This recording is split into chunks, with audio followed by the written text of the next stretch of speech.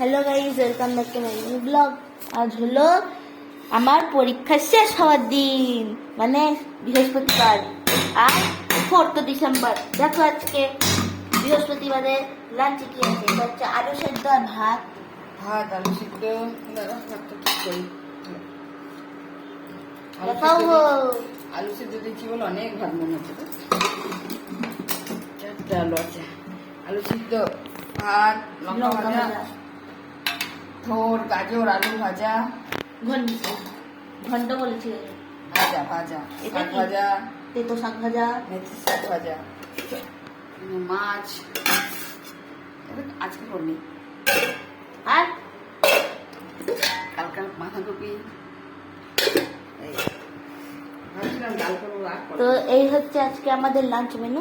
Follow my page Riza's blogs and subscribe my channel foodie Siju. Bye by.